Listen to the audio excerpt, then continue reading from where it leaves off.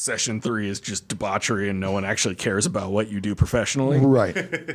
Progressing to like how beer fests are now, which is like this, like people coming up with notebooks, people taking photos, like people want to ask you questions about things. They know certain beers that you have. They want to like, do you have that? Like the progression is really, really cool. I think it's really, really like a much better scene than it was back when.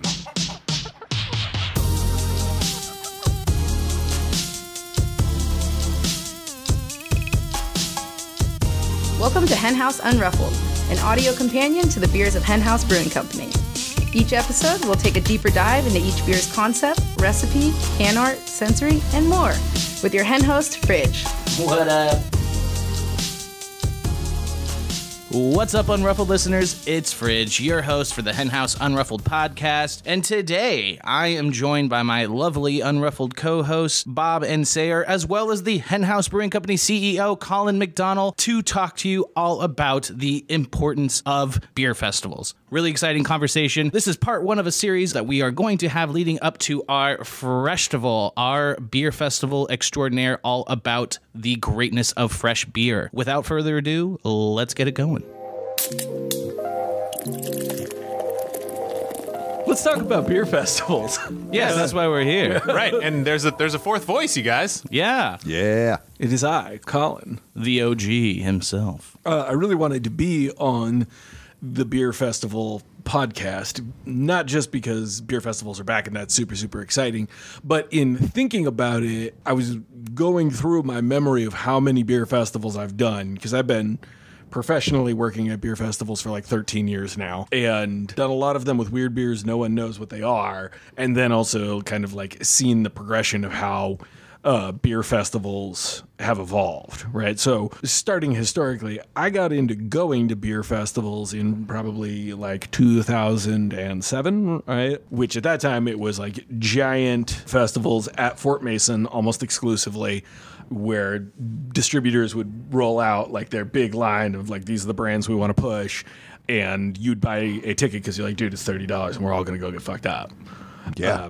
That's 2007 beer festival life. Am I the only one who fell prey to that? Sayre, you're looking at me like, I was always smarter than that.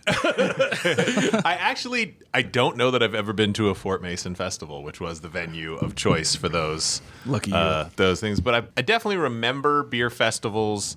I think when I'm picturing like the proto beer festival in my life, it's outdoors. It's like, yeah, kind of an overwhelming amount of brands. And that I think is, when you talk about like, they're all beer festivals, have played, and why we're excited they're back.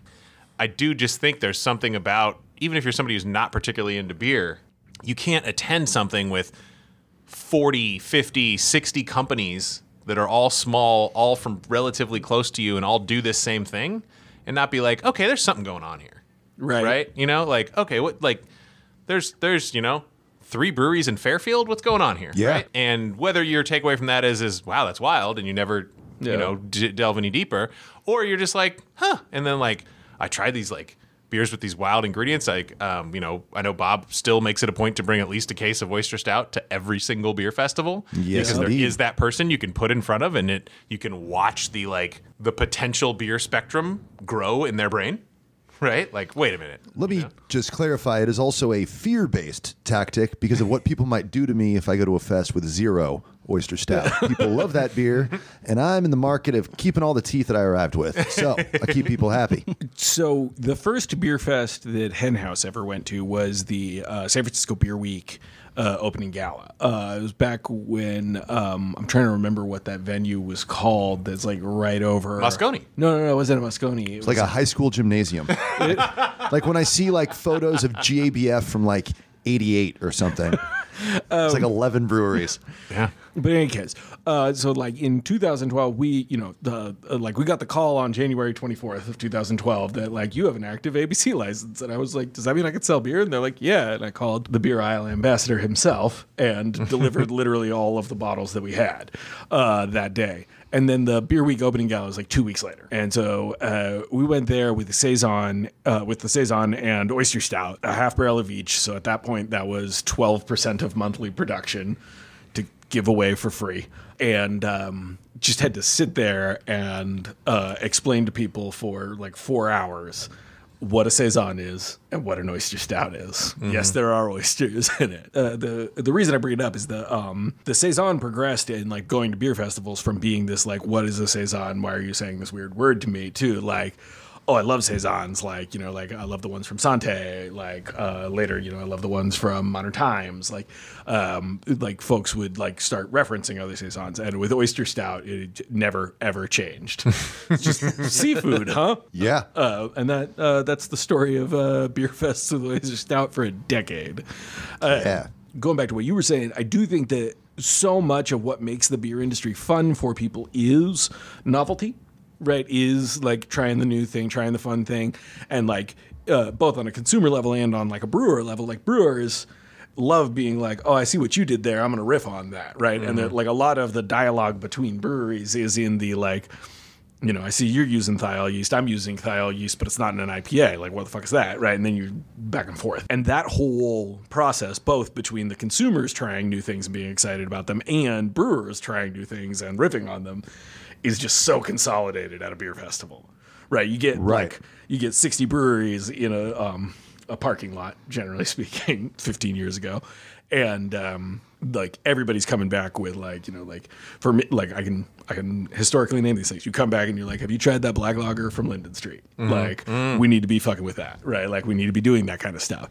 Like basically the second Cellar Maker opened, and like the first time I saw them at a beer festival, it's like, have you tried these Cellar Maker IPAs? Like we need to be paying attention to this, right? Like they're the festival, by consolidating the community spatially, like helps accelerate what people are excited about. Yeah, I think that's definitely true. I think there's also, it's a commentary on our industry in a way, but there are like so many people that are like professional colleagues that I see almost exclusively at festivals. It's like, oh, there's like, we just see each other like X amount of weekends out of every year, and like not in any other context. And I think that used to be even more so the salesperson life. I think like more and more companies are like we do, where there's actually a marketing division. But I feel like my first 5 years in this industry, like the sales rep manned the beer fest. And so it was just like, oh, there's like my counterpart from 10 breweries from this area. Yeah. We're just going to be in the same place on Saturday. And I'm trying to remain ABC compliant, but yeah, when you're selling beer and working beer festivals, it's like on Wednesday I see you at this bar, on Thursday I see you at this grocery store, and on Saturday we'll both be at a beer festival. Like they're just like the people you just like see like clockwork at those specific locations. It's nice to be able to expect that, though, because then you get to have that moment with your friend, you know? Like, you may never get an opportunity to, like, have a dinner party with them, but you can definitely depend on seeing them at Boonville. You know what I mean? I love the social piece of a beer festival. I enjoy the networking aspect of it. Really good opportunity for a young person to brand themselves, develop their personality a little bit, let the community know who you are. Totally. The first couple of years at Boonville, for me, definitely made a big impact on my career. People are like, oh, I remember you. You're Fridge, right? You know, like, that was huge for me. So, I mean, I came up in the beer industry at festivals. Boonville is like such a good example, and I love that we're just kind of naturally going through the history of like the important festivals. Right. Boonville is so much about is every bit as much about the brewers camp as it is about the festival, and it's really, really explicitly about like creating community between breweries, and like so many folks I know like just have created friendships, have created career opportunities, have created collab beers based on the campground at Boonville. 100%. Dude, it's like, it's cool to like not just have that like kind of organically happening because it's beer fest and you're hanging out with other brewery folks and you're making friends, but to like have the hosting brewery be like, and you should all stay for dinner. Yeah, that's really sweet. It's a sweet piece of it, and it's something that makes our industry so unique. Like, I'm sure other folks are partying at conventions, but the real camaraderie and the multiple times a year you see and spend time with folks is so cool. Like, in my like instructions on like what doing an event is like that I've created here for the company, it says these people are your new coworkers, and you're going to be seeing them all of the time. And that camaraderie is so great. Without going all the way into this super long, crazy story, I done got the van stuck while doing a beer fest. And the way it was organized, it was drop your gear off, then go park. And I dropped my gear off, then things went completely off the rails. While I was doing all of that, all of my gear got put together by folks from other breweries. People who are competing with us laid out Henhouse stickers for people to take home. When I finally got to the event, way later, I was like, oh my God, there's all my stuff. I literally expected to see a pile of gear. And everything wasn't just assembled. It was assembled beautifully. And they'd already poured a few appropriately sized tasters for individuals. And I mean, that was years ago. And I'm still so touched. And that's one of my favorite stories to throw out for people. And like, all those folks also showed up at a brewery at like 7 a.m. that day and probably weren't going to make it back to their brewery until 6 p.m. that day. And they still took the time. You know, no one, and I would have done the same thing. And no one in this biz is like, oh, the fest has been going on for 40 minutes and that brewery still hasn't put their equipment together. Well, sucks to suck. No, that's not us, you know? That's not beer. And it's so cool. The camaraderie is killer. What was that? That was a Levi's Grand Fondo in downtown. Oh, that was for Bay Area beer fans who frequent the Russian River 4th Street location in beautiful downtown Santa Rosa. There's a big 4-story parking garage right behind it, and your refrigerated van will not fit in there. Yes, Watch don't out. try it. Oh, shit. Don't I hella thought you try were it. talking about mud. You like got the fan stuck by the No, concrete. Wedged. Millions do of remember pounds of this now. concrete. Yeah. And Yeah. I knew I needed an adult. And and a gentleman who worked at that garage said, no, you won't be stuck. This will be fine. And I said, no, dude, I'm scraping. He said, fine. Do you want me to walk you out to the exit? And I said, yes, please.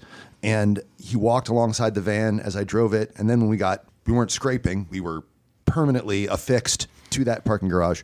The gentleman remarked, they must have lowered the ceiling here. And that's why we're having this problem. And I'm not trying to put that gentleman on blast, but no, they didn't. They absolutely did not lower the ceiling of a 4-story parking garage. I mean, it's a seismic area. Maybe, year after year. It's Right. possible. Yeah. Now, if he told me, the ceiling must have settled in this part, I would have believed him. I don't think they lowered it. That would have been a better remark.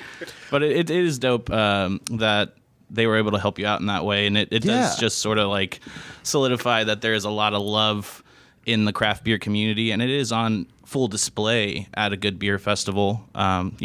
Great opportunity to network with your comrades, not competitors. Yeah. And also a great time to interact with the real beer enthusiasts of the area. Like, you get to see people who are just effing stoked to be there. Dude, and so that's like one of the big things that I fucking love about festivals, right? Is you get to, it's obviously, it's not everybody who drinks beer. It's a very specific kind of enthusiast, but you get the vibe of like who it is that's like really excited about what we do.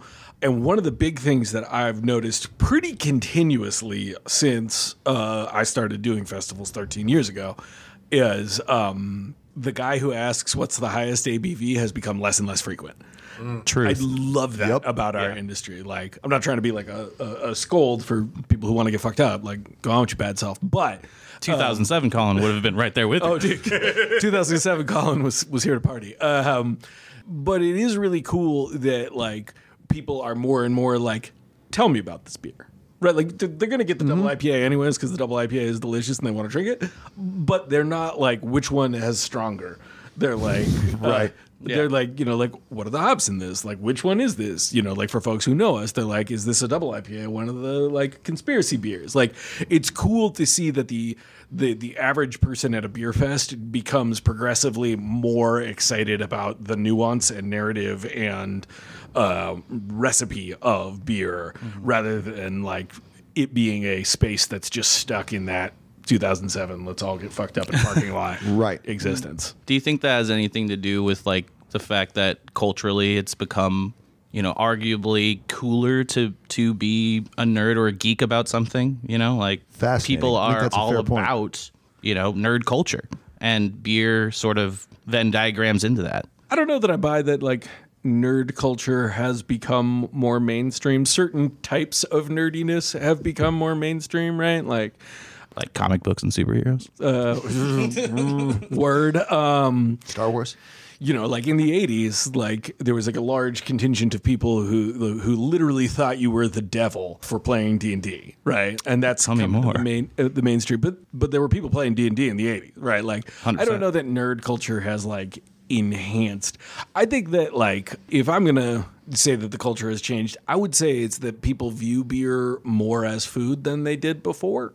Like, you know, in the 60s, 70s, and 80s, like, there's just so, I mean, even through the 90s, there's so much beer advertising. And this is, like, one of these conversations we've been having a lot around here, right? There's so much beer advertising that's just, like, beer is fucking party time.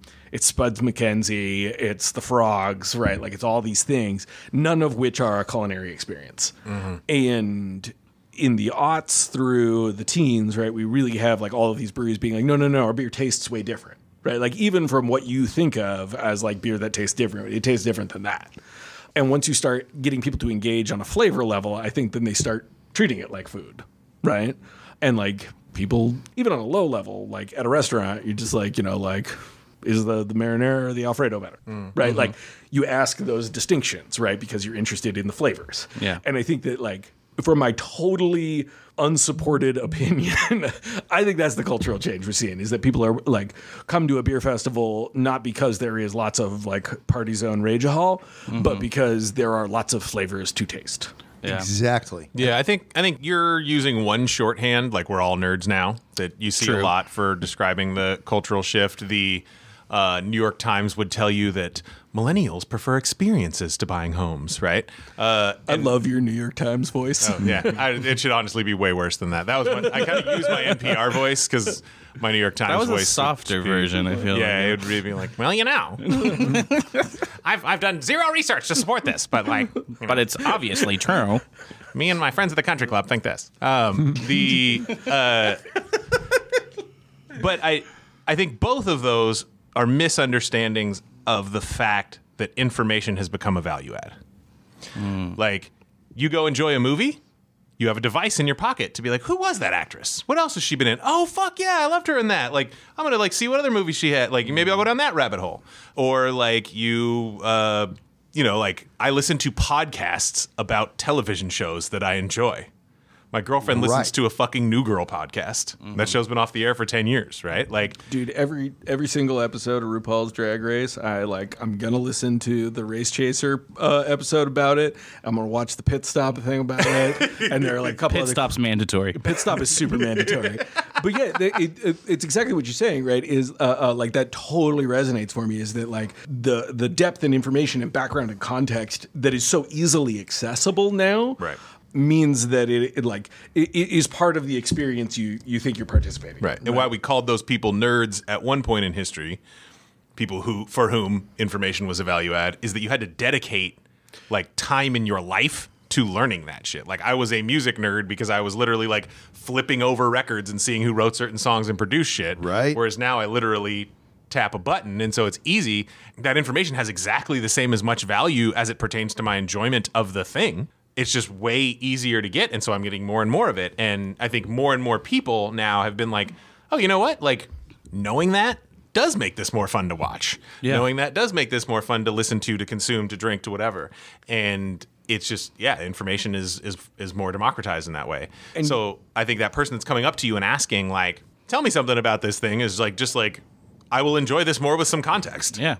Just Yeah. Well, also interested in the subject. You think about how rich the context of information that you get at a beer festival is, right? Like, because like for most small breweries, you know, like I worked the majority of the beer fests we attended for the first 5 years of this company, right? Absolutely. Like one of the owners was just there, right? And like my wife stopped going to beer fests with me at a certain point because I stressed her out, because I would do shit like, I don't make a beer called I don't care which one. You have to pick something, you know, like, because like, but like I did that specifically because I don't want somebody to have no experience with our beer, right? And all of those people got the context. Like, even if it was probably a little bit more aggro than it needed to be, all those people got the context that, like, the person making this beer, air quotes because I've never brewed for Henhouse, but the person who like owns this really gives a shit about it, right? And like maybe in like an overprotective, overzealous way, but like that human interaction is not just about like just the information, right? If you read something on your phone, that's like one level of information. But if you go to a beer festival and Brian Hunt tells you about death and taxes, like that's like a level, like you're getting the Brian Hunt story just from his physical presence, right? You're getting like all of his kind of like the arguments he wants to make about what beer should be like and what your relationship to beer should be like from like a very brief interaction. Like that level of like value add from context is so much better when there's a person in front of you. And it doesn't just have to be like an industry legend like Brian, right? Like, if there's somebody there who's like, yo, dude, I work at this company and I really believe in it and I love it and I really want you to try this beer because I'm excited about it. That's also like awesome human context. Do you remember the first time you saw the Craftsman glass rinser at a beer festival? Yes. That's like talking about that, like just in affecting the dynamic of like somebody wandering up to your booth. So Mark from Craftsman built this thing that you fill a keg with water and now you have a pressed down glass rinser like you do in a tap room on his little draft beer set for his jockey box. Yeah. And so the first time somebody comes to the booth and is like, oh, I've been handing this to people all day and they've been pouring their beer on top of whatever else, and you get a glass rinse and it's like you're just sending so much of a signal, like without even having to say anything. Right. Sending so much of a signal that like, oh man, this brewery, like Bob does that with the Miracle Grow sprayers that we use for this, right? Yeah. Huge shout out to Cellar Maker. Miracle Grow. Yeah. Yeah. Yes, no actual Miracle Grow goes into the beers. Yeah. But that just like, oh, what are you doing there? Like, well, like the flavors and the aromas can stain from previous beers, and we want you to taste our beer. Like, oh, cool, right? And like that brewery like saw a problem about a beer festival and did something to fix it. They must really care what their beer tastes like. It's a great way to get people to consider that, and then maybe they take that to their drinking experience and they realize like, hey, at this one bar they always rinse the glass, and at this other one they don't. Like maybe that bar cares a little more about what my beer tastes like. So you kind of have like every festival is a mix of all of these things, right? Of the community component, of the let's get fucked up component, of the educational component, right? And so you have like ones that go really, really far in one direction, right? So like the Double IPA Festival and the Barley Wine Festival that were the bookends of Beer Week at the beginning of San Francisco Beer Week. Barley Wine Festival no longer exists. Is that true? Yeah, the Barley Wine Festival went away for many years. I think they like tried to revive it, but the Tornado. I was going to say two more San Francisco beer bars. So the Bistro in Hayward hosting the Double IPA Festival, and then Beyond the Glory is very close to where we were recording. Is the first thing that came to mind. Yeah. Nice. ABC compliance, everybody. But the Barley Wine Festival is super educational, right? Because you're like just tasting a million barley wines all right next to each other, and you really get the nuance of it, right? Double IPA Festival, same deal. But they're also like festivals around really high ABV beers, right? So you kind of like push really hard into education and really hard into let's get fucked up. Whereas Session Fest by Drake's, one of my favorites, is one of the best beer festivals I've ever been to. Was very much the opposite, right? Like one is it's all about you can't bring beers above 5%. Right, so it's 4% lower beers, which is just amazing. And then the second really big one there is that it's not fenced off. So dope. It's just open on Jack London Plaza down in Oakland. Which I love that. Yeah, so it's this like there's like a big crowd at the festival that's like, what is going on? Right. Like I did not buy a ticket to a beer festival. I was just walking, and they're like walking through and experiencing it, and that creates just these like amazing moments of like people who, like aren't the type of enthusiasts who buy beer festival tickets, getting to see all of that community, all of that education, and being like, oh, holy shit, like there's something here for me. Yeah. Right? Enamored by it. Just like exactly. Drawn in.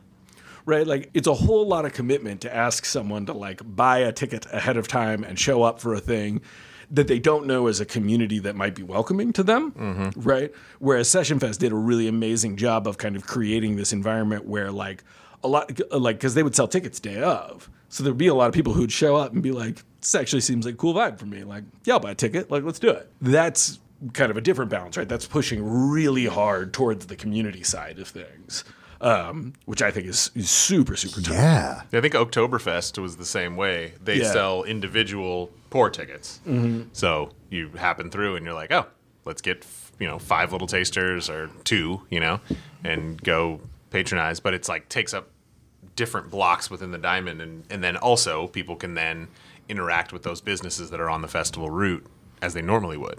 Right. So I love a festival like that, and I think that's where That's you fun. really have Yeah. people encountering craft beer in a way and being like, wait a minute, there's 40 tents here. Like, that's crazy. There's 40 small companies making beer that are this close to my neighborhood. Like, let's go. To further torture the food metaphor, it's like farmer's market, Exactly. right? Yeah. Like, you're like, oh man, like every time I see a farmer's market, I'm not like, oh man, I should go grocery shopping, right? But I'm just like, I bet they got good snacks in there, right? I will cruise every single farmer's market I see while I'm on foot for like, what are the tasty snacks I might just pick up right now for a couple bucks? Yeah. And like a beer fest can be that same thing to somebody. Maybe it's not like, oh, you're going to stop your day and you're going to like have a bunch of drinks and this is what you're doing today. But it is like, if you have the opportunity to just walk in, it might be like, oh man, like I didn't know all these breweries were around here. Yeah, I want to try that. Yeah.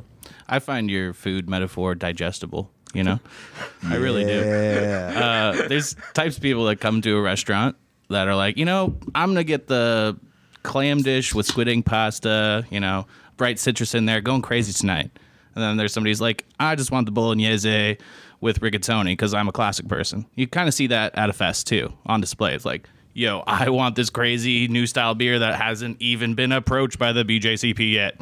And then there's guys like, hey, got any classic German lagers around? Let's go. Anybody bring an amber ale? Oh, yeah. So that is like the, kind of going back to what Bob was saying earlier, it is really interesting that you have both types of people coming to a beer festival, right? Because you have to think, like, for somebody who is like just like there for the new hype shit, right? Like, that's a very logical place to go, right? There's just a lot of beers, but there are a lot of folks who are going to come through and be like, why don't you have oyster stout, right? Yep. And you have to think about what type of enthusiast rolls to the place with all of these breweries, some of which like I don't care how long you've been doing this, there are no beer fests you go to and you've like had all the beer. No way. Right? Totally.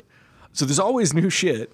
And you roll in there and you're like, where's the beer you've been making continuously for the past decade? Literally, that they're I coming for clearly the core. love and have had before many Right. times, right? Like, That's available in my grocery store. yeah. Right? Like, I love that person. Yeah. That person makes me so happy. They're like, I'm here for the community because, like, everybody's, like, doing the beer fest thing, but I just want an oyster stout. Yeah. When Yeah. we go work festivals, I'm very grateful for Bob's case of oyster stout because that's what I end up drinking. 'Cause I'm working, right? Like, I'm like, And a lot of people are like, where's the dark beer? Yeah. Like, oh my God, you guys have a dark beer. Nobody has a dark beer today. And She it's doesn't your have favorite that beer, much. too. it is also Yeah. my favorite beer. But I do think that gets to a question I'd love to hear your take on, Bob, as the person most directly involved with festivals with this company, involved with almost every festival this company does. Like, what role are these things playing now that almost every brewery, in fact, it's probably safe to say every brewery's got a tasting room. Yeah. Many have multiple. Most towns have multiple breweries. Yeah. Increasingly, those tasting rooms are becoming like hospitality oriented, places you can bring your kids. So why do we need this? Like, you guys just did the Capitol Festival, 5,000 people in the middle of Sacramento, a town with, 60 breweries, most of which with tasting rooms. Yeah. Why do those 5,000 people show up? I think it's fun to see the other folks. It's fun to see Fridge, both as someone who goes. Going to lots of concerts growing up, I didn't necessarily feel the urge to talk to everybody, but I loved seeing that handful of people that I would see at every show. There was some guy with like a leopard print thing on his shoulders. I would see that dude around all the time. Lots of other folks. There's just something comforting about that community aspect. Also, great opportunity to just see what is out there and taste lots of weird different things and check out some like new breweries that are on the up. Like, I was looking at an upcoming fest and there's a new brewery in my hometown of Novato. And I was like, whoa, like yet another cool new Novato brewery. That's cool. Pods Brewing? Pods? Pods. I'm excited too. Gotta Yeah. get them on the festival list here. Yeah. Let me chime in with the comparison really quickly and see if you agree with this, because I feel like what you're describing is what I talk to people about why collab beers are important to this industry. I think that like people drinking beer really like that we're friends with other breweries. I don't think that most people Yeah. see a collab beer and they're just like, Ghost Town and Henhouse with their powers combined. You know, Yeah. like I don't think that's how people think of collab beers. I think people like are just like, oh man, I fucking love Ghost Town, I fucking love Henhouse, and like I'm glad they're buds. Yeah. Right. And I feel like what you're describing about beer festivals is the same thing. It's like people like to see that we're all buds. Right. But people also go to see the other folks like them. There's that lady who's always got the crazy pretzel necklace. Like, it's not a fest unless there's a pretzel necklace lady. There you are. What's up, pretzel necklace lady? Like, that's cool. I know that and lady. Like, We're friends. Me as a fest attendee, I probably will not be like, what's up, pretzel necklace lady? Like, let's go get a beer sometime and like talk about our shared mutual interest. Probably not. But it's just dope to know that they're out there. And then, of course, the big thing that I'm always trying to remind people of at fests is the community fundraising aspect of it. And that is something That's huge. that I am mammothly passionate about and want to constantly speak out to people about, because I think it's constantly overlooked. And it's not constantly overlooked like nobody cares or people are putting that in the dark on purpose. For the same reason, I don't know how much, like, I don't know the air pressure in my tires right now. I got no idea. Probably fine.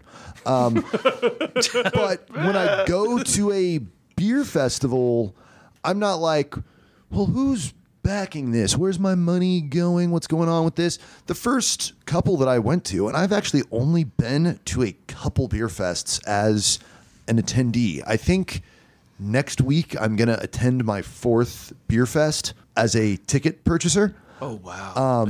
In my life. That is not my experience. Yeah.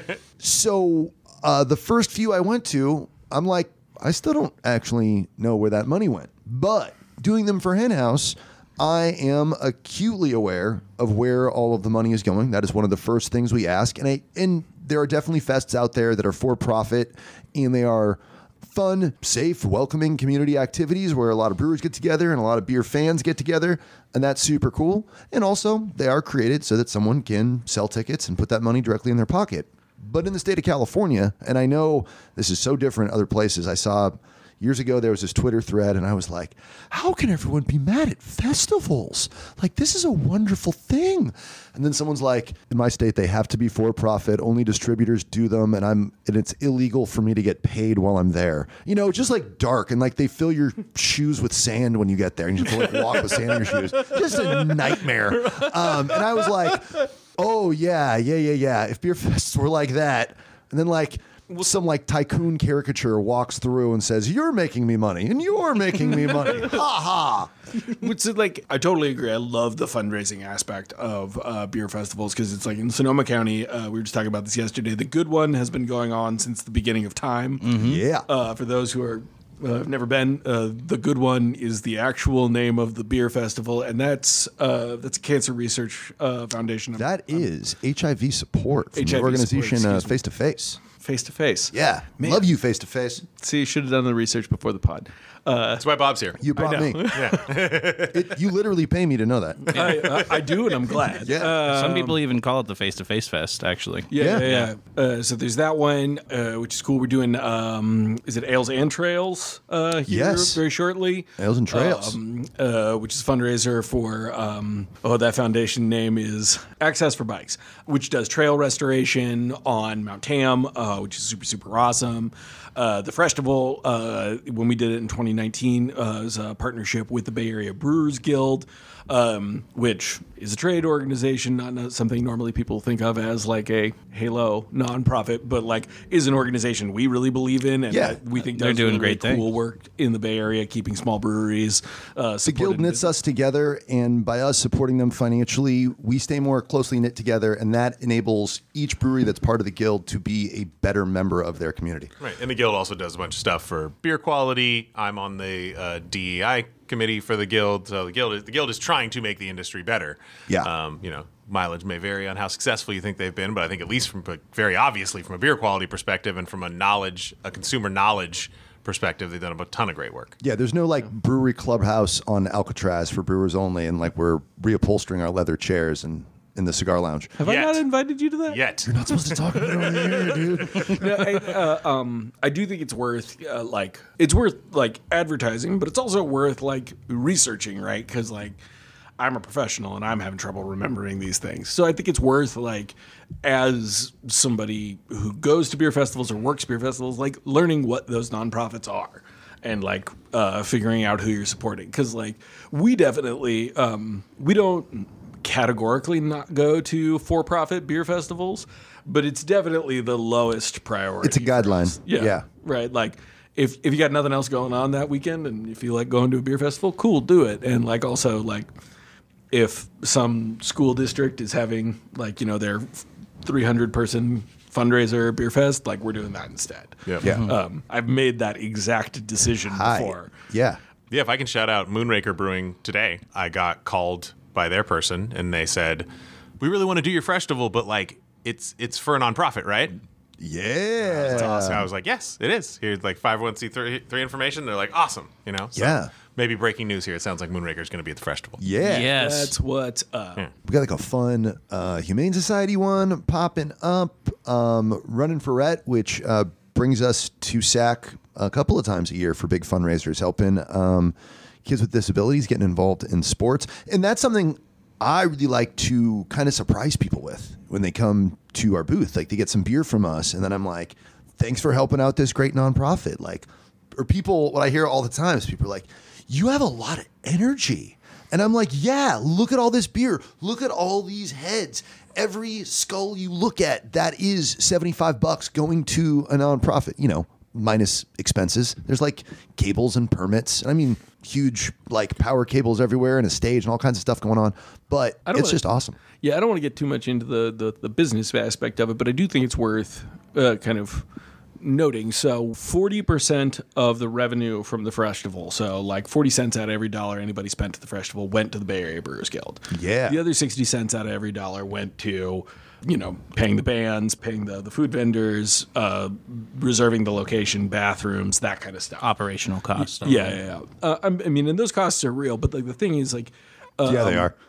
particularly like, Well, in the case of the festival too, you're talking all local. Yeah. Right? Like the Cotting family Yeah. owns that venue. Second Wind did the T-shirts. Sally Tomatoes did Yeah. the food for all the active people, right? Like that is, you know, true to our ethos. We're not like sending 60% of that revenue out of the community. Right. yeah, absolutely. But I mean, like just as a general principle, you can assume that like any festival that's in the thousands of attendees is probably coming up on that like 25 to 50% of every dollar goes to the nonprofit.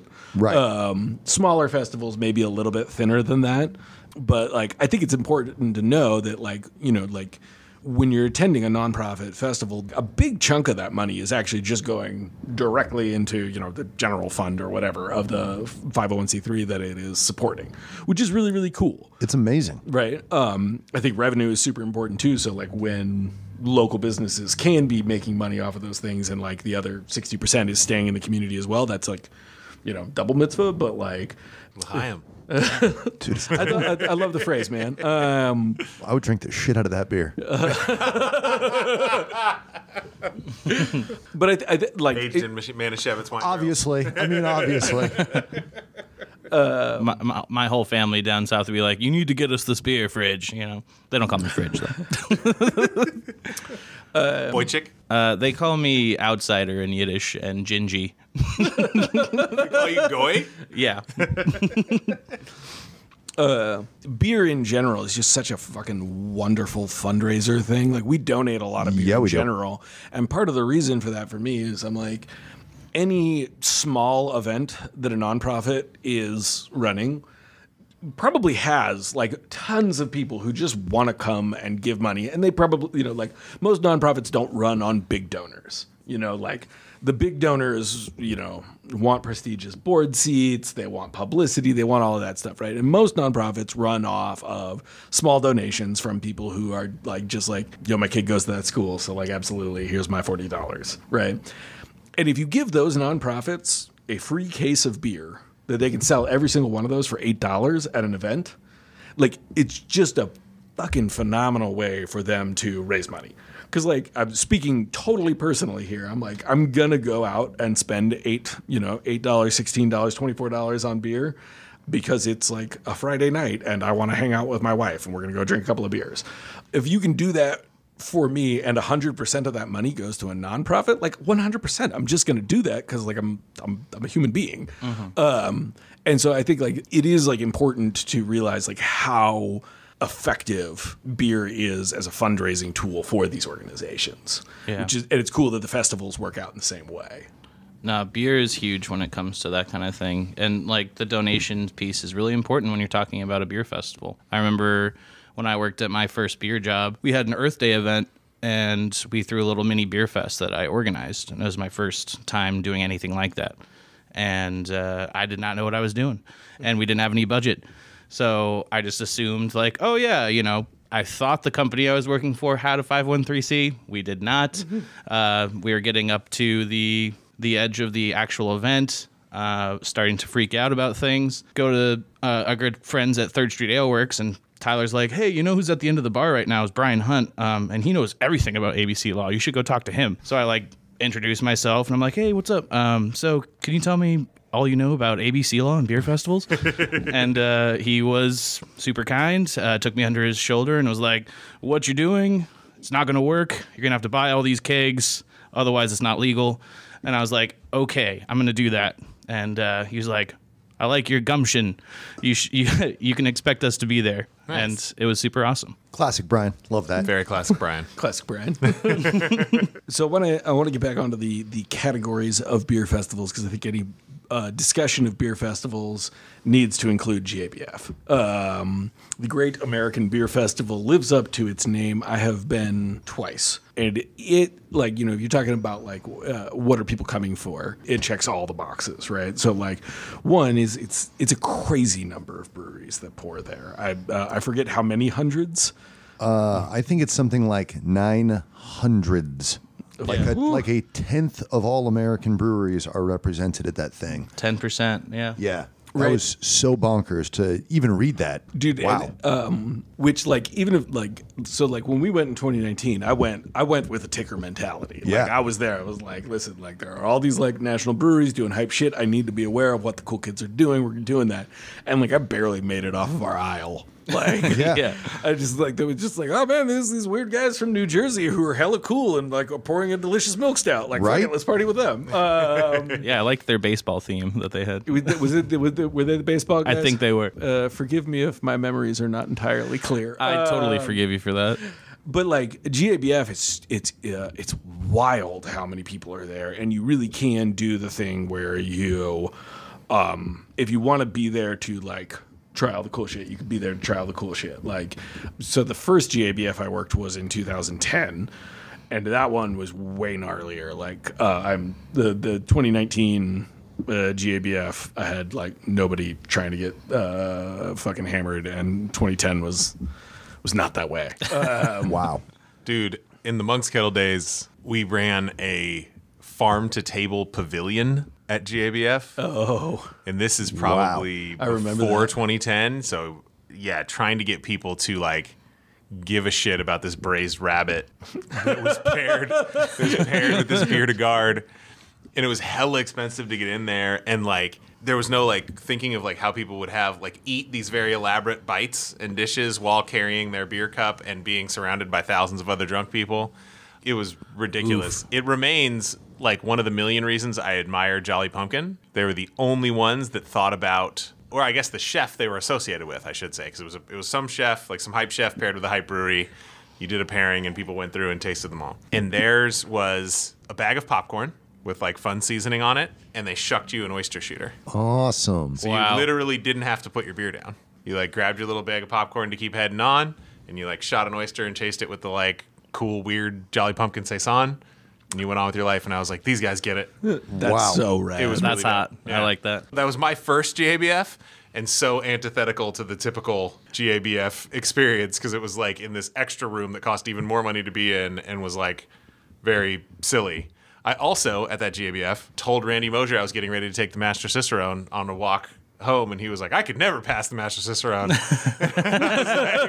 I was like, granted, he said he couldn't do it because he doesn't know Wow. anything about draft lines, but I was like, well, I'm fucked.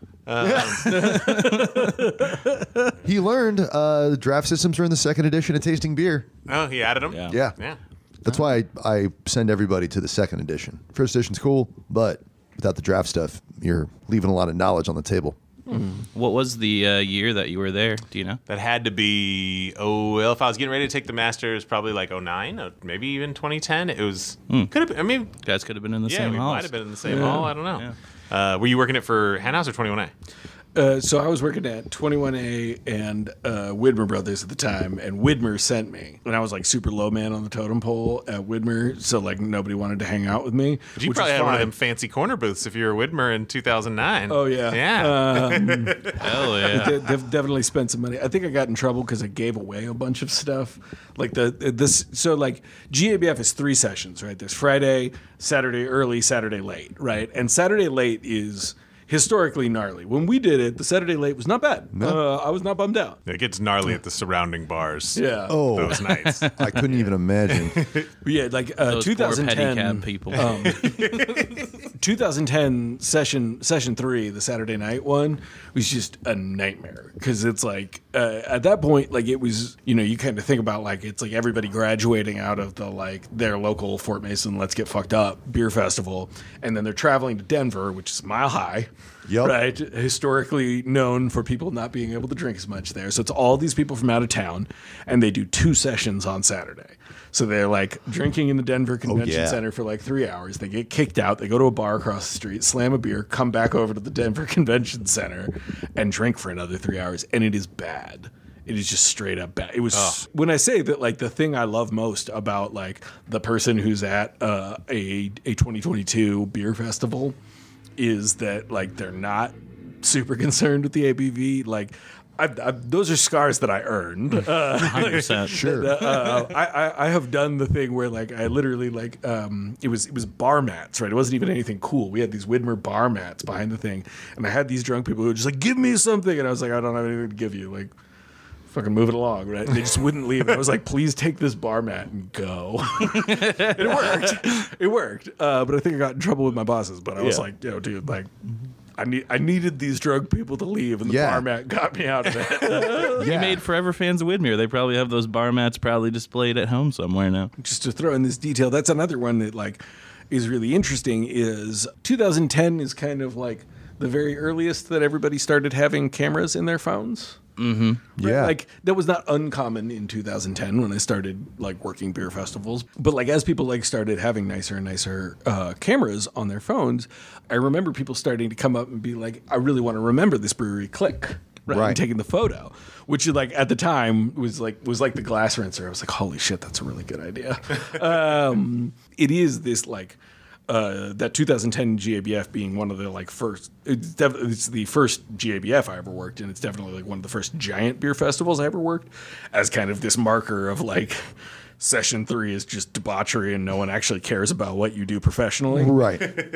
Progressing to like how beer fests are now, which is like this, like people coming up with notebooks, people taking photos, like people want to ask you questions about things. They know certain beers that you have. They want to like, do you have that? Like the progression is really, really cool. I think it's really, really like a much better scene than it was back when. Yeah.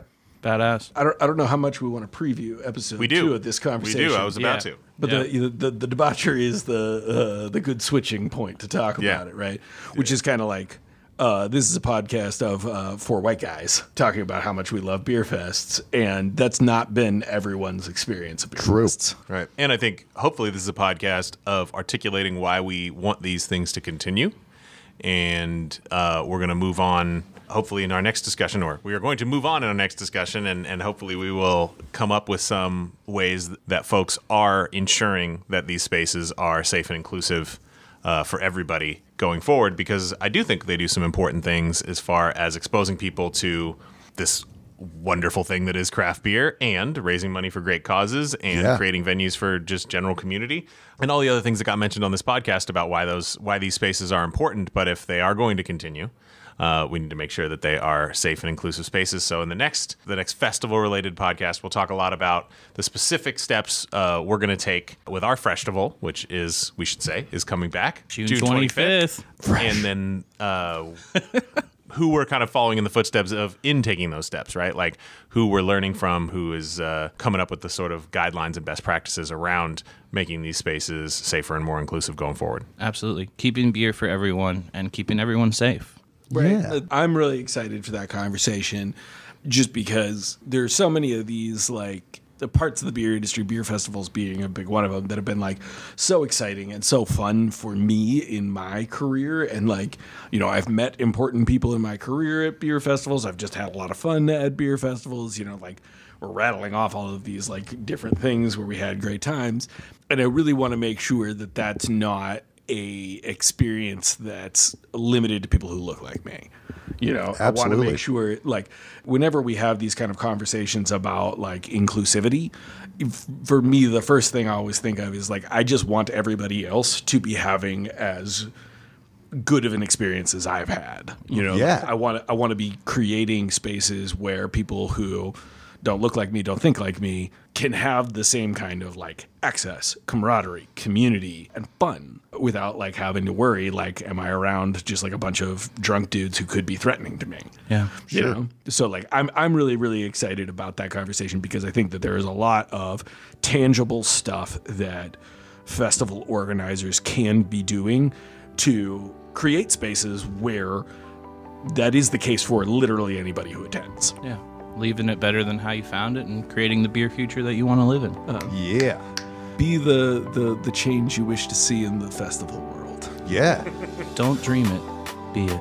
Yeah. Well, this has been an incredible conversation about beer festivals, and look forward to more on beer festivals. I think we're going to get a part 2 and a part 3 before the festival hits. Go. Cheers. Yeah.